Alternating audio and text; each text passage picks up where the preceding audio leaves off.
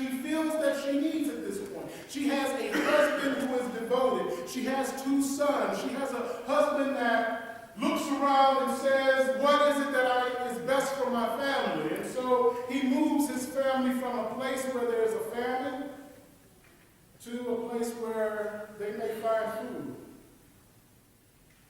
Unfortunately, it starts to go downhill from there because he dies. Now, it's interesting the way God works.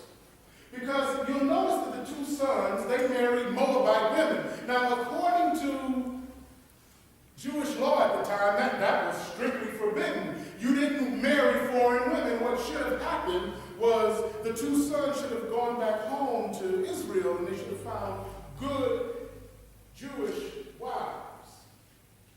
But they married these Moabite women. And so that's bad, right? There's no way that God is going to use or bless that. Or will he? Well, later we find that both of the sons die after they have lived there for an additional 10 years. And we learn that these 2 daughters-in-laws, they are devoted to their mother. Because they don't just say, okay, husband's gone, we're out of here. They stay with their mother. Now, it's important to understand the context of the world that these 3 women are living in. This is not the 21st century.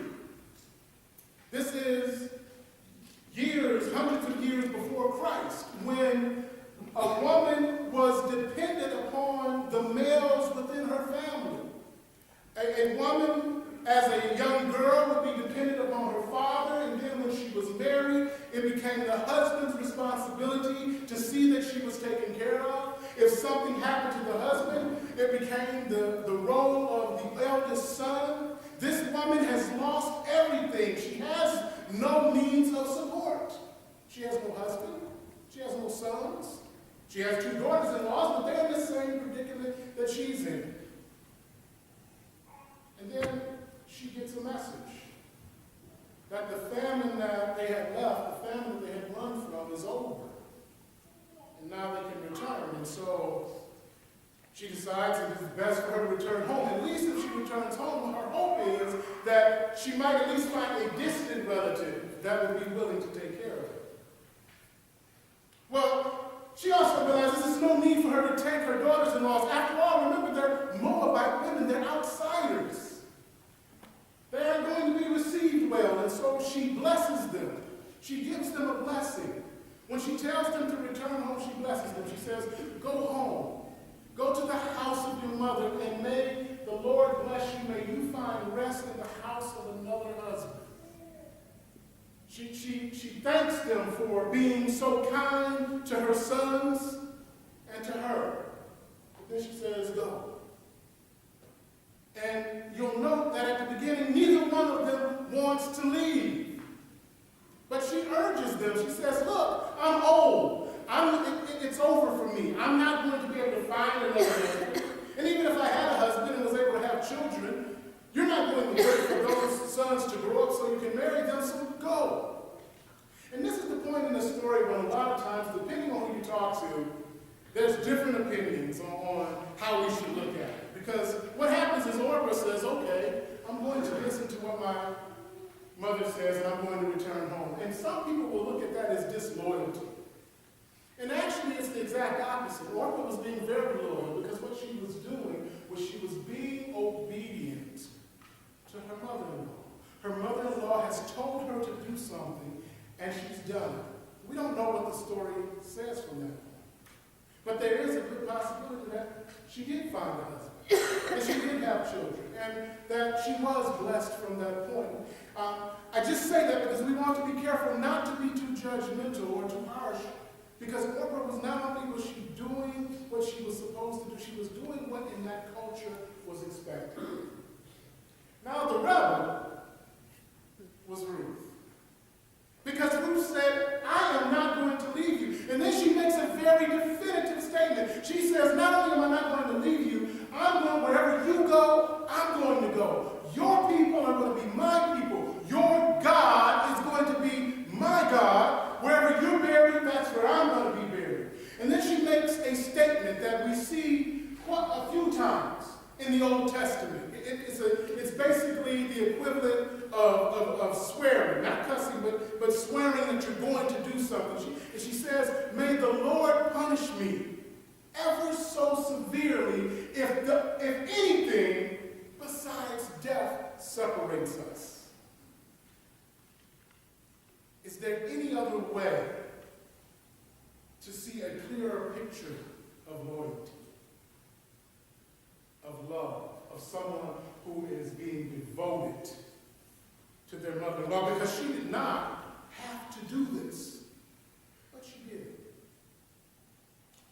Now let's look at Naomi, because Naomi returns home, and of course all of Bethlehem is stirred up. They haven't seen her. We don't know exactly how long she's been gone. We know it's more than 10 years. And there's all of this stirring. Can this be Naomi? And what does Naomi say? She says, don't call me Naomi. You see, because the name Naomi means my pleasantness. She says, don't call me Naomi, because God has made my life bitter. Call me Mara, which means bitterness.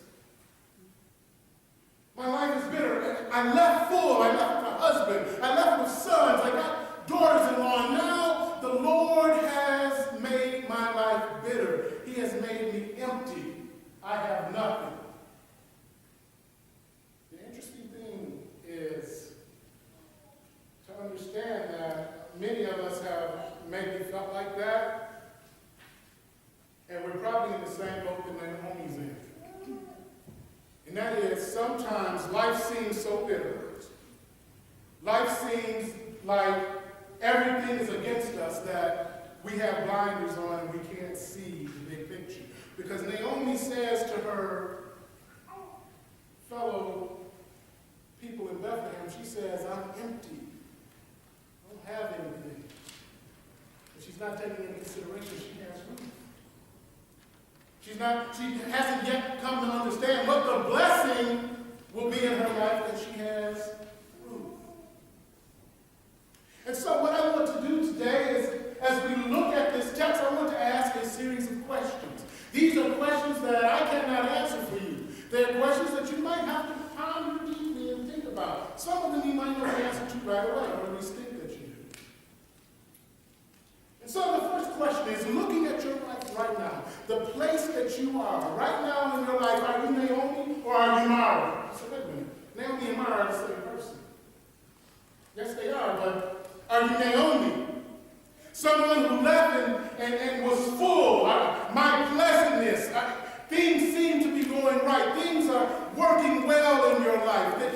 The sky is blue. The birds are singing. It's just all good. Are you Naomi or are you Mara? Do you feel as if it is a point in your life where there's bitterness, where there's hardship, where there is pain?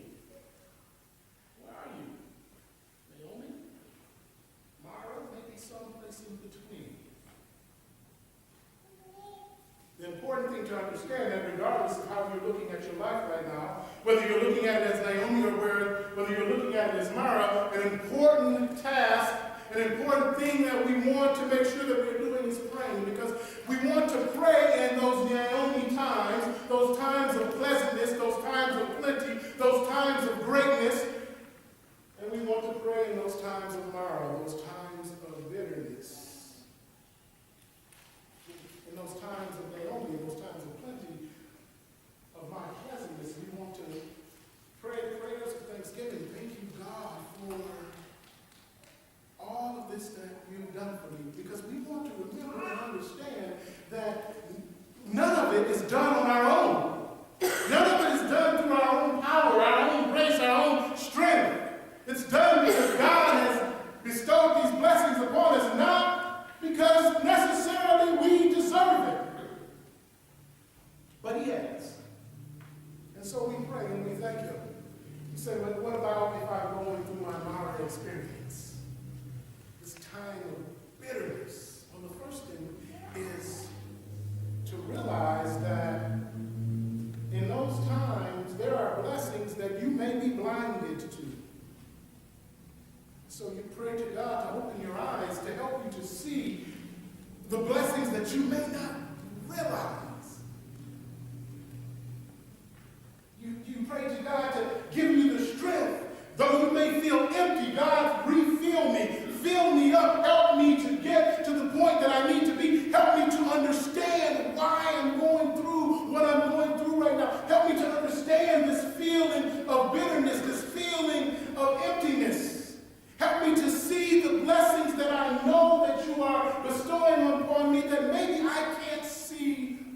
now.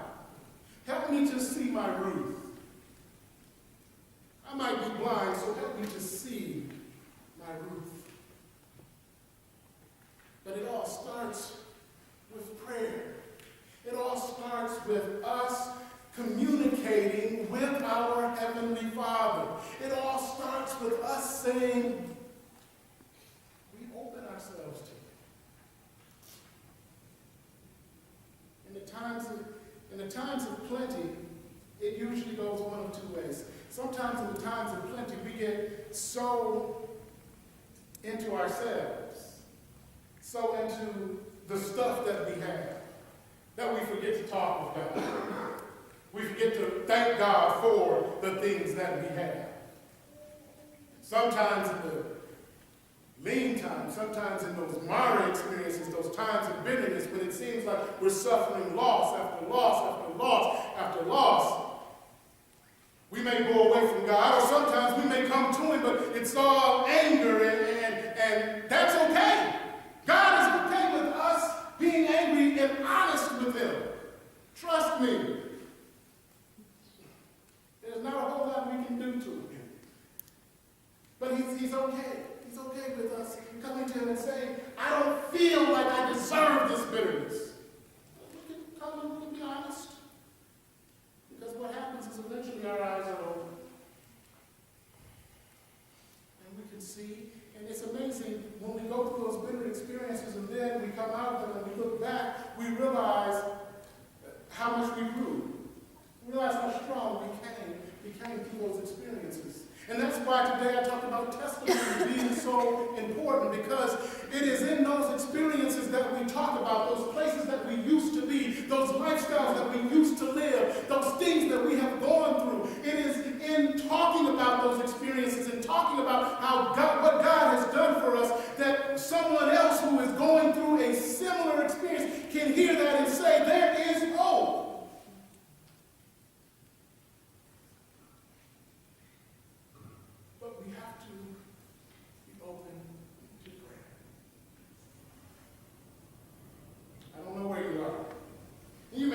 Totally sure where you are. But wherever that is, a key, an important part of the process, whether you're in your Naomi time or your Mara time, we're going to have both in our lives, is to keep open the lines of communication with God. Second question, have you been a Ruth in someone's life? Have you been a Ruth in someone's life? Have you been that person that was in someone's life that said, I'm with you all the way?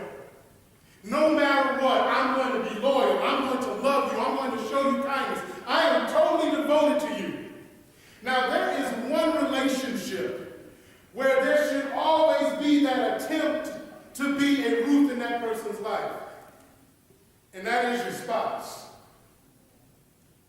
Now, I'm not going to say you don't fall short. I'm not going to say that there are times when you fail, but you should be trying to attain a relationship similar to the relationship of Ruth and Naomi. You want to be that person's Ruth. You want them to know that no matter what, I am here for you.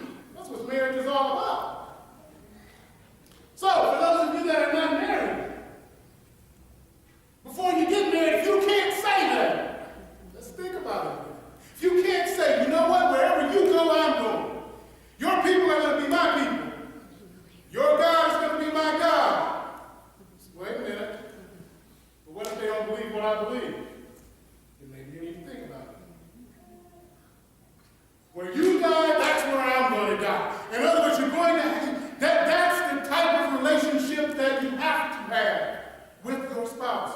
You have to be each other's Ruth. But are there other people in your life, think about it, that you have been a Ruth to? I'll ask you this. As you think about that person or those persons, how did they treat you? How did they treat you? Did they return your loyalty with loyalty? Did they return your love with love? Did they return your kindness with kindness? Were they as devoted to you as you were to them? Or did they return return your love with indifference? Did they return your loyalty with betrayal? Did they return your kindness with unkindness? Your devotion with uncaring? If they did, and many of us have had that person in our life that we would do everything for, but yet they didn't appear to want to return what we were given. This is my charge to you as you think about that person. I want you to do two things. First of all, if you have not, I want you to forgive them. Forgive them. Not only for their sake, but for your sake as well. Don't hold on to it. Let it go. Forgive them. The second thing I want you to do over the next week, pray for them. Jesus told us, pray for those who use you. Pray for those who hate you. Pray for those who don't show love to you. So, as you're thinking about that person, hopefully it's only one if it's any. And if it's more than one, pray. Think about those persons. Forgive them. And pray for them. For a few reasons. One, because God has told us to do it. And two, because that person that you're praying for, you've been that person before. You may not have known it, but you have been. What do I mean by that? It's in my third question. Who has been your Ruth?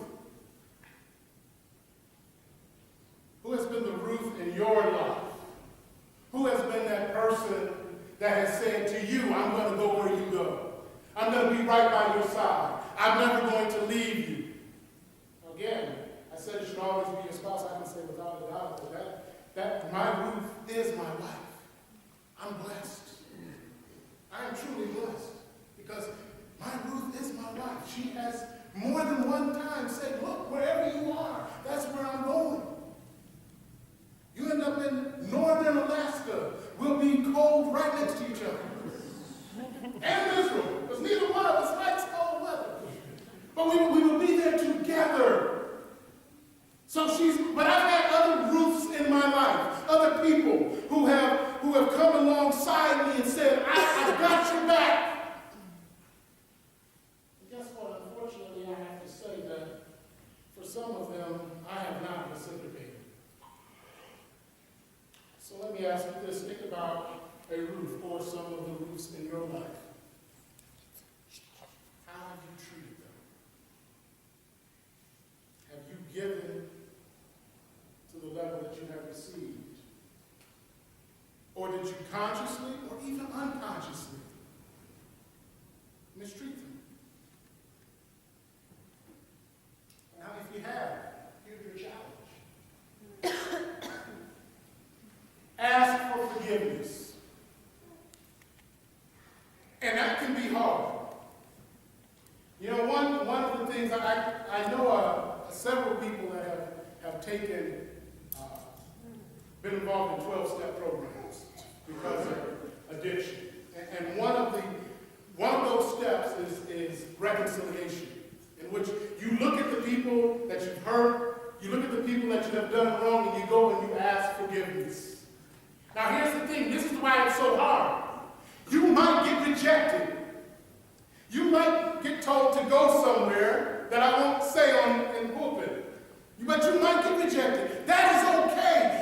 The reason you are asking for the forgiveness is the same reason that you give forgiveness. God has called on us to do it, and it releases something. It releases all of that you're holding on to. And you never know what it might do in that person's life as well. So who have been your Ruths? How have you treated them? And if there's someone that you're thinking of that you say, it might even be going all the way back to high school. Well, for some of you, that's not all the way back. But for me, it might be going all the way back to high school. Ask for forgiveness. And from this day forward, when you have somebody that is going to be that Ruth in your life, return it. Last question. And by far the most important question.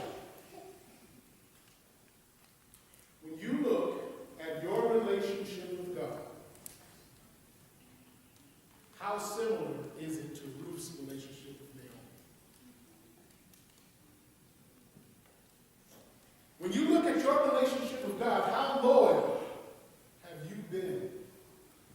How loving have you been? How kind have you been to his people and his creation? How devoted, how much devotion have you shown to God? We need to ask the other way, because definitely God has been loyal and loving and kind and devoted to us. But how has our relationship been with him? At what level in our relationship with him are we right now? Now understand,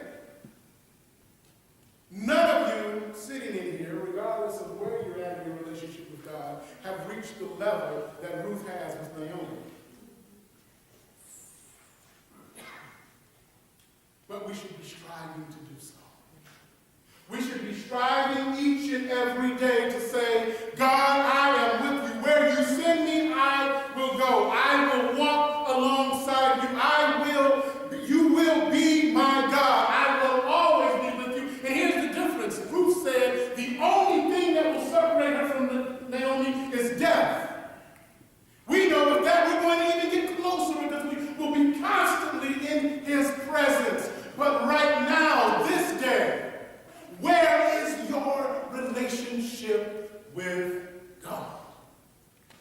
How much do you look like Ruth? How close are you to him? It's something that we all need to work on. Each and every one of us. I know I do. I definitely need to work on my relationship with God. I'm becoming more loyal. Because there's been times when I've shown God disloyalty. I'm becoming more loving, because there's been times when I haven't taken into consideration how much he loved me. The fact that he loved me so much that he gave all that he had to give in order for me to have an opportunity for salvation. And there have been times when I have not shown him the love that he deserves. There's been times when I have not been kind to his creation and to his people. And what I've found, and what grieves me so much and convicts me so much, is that a lot of times that unkindness is to the people closest to me. And then I haven't always been as devoted as I should be. There have been times when I got to choose either God or something else, and I chose something else. Yes, I admit it. There have been times when I was an associate pastor, the pastor has called and said, "Can you do something?" And I said, "The Lions are playing the Bears this morning." I'm just being honest. I was a Lions. It's one of the biggest games, and it's funny. It's the biggest game of the year. Guess what? It's going to happen again next year. But I wasn't as devoted. I was needed over here, and I decided there was something else that was more important. Now I'm talking about me, because I can only examine me. And I know I'm not there yet. It's up to each of you to examine yourselves, to say, where am I in my relationship with God? How much more can I give? God, honestly, if we look at it, he does not ask for that much. He does ask to be first in our lives, above all else. But the thing about it is, that's not a bad thing, because when we ask, when he wants to be first in our lives, God doesn't do things out of order. So that means that he isn't going to have us neglect those other things in our lives. So if it comes to the point, and I tell people in ministry this all the time, if it comes to the point that you have a wife or a husband and you have children and you are neglecting that responsibility and you're saying that you're doing it for the sake of God, God does not operate that way. He would not give you a spouse and children and then say, I'm going to use you, neglect them. That's not how God works. So we can't use that for an excuse. Maybe in that particular case it's just bad time management. We need to know where we are. So those are our four questions, and I'm going to just ask over time that you pondered them. Where are you right now? Are you feeling more like Naomi, or are you feeling more like Mara? And regardless of where you are, leave it on the altar. Who have you been a Ruth to? How have they treated you? How did that make you feel? And if they treated you badly, forgive them. Pray for them. Who's been your Ruth? How did you treat them? You treated them badly.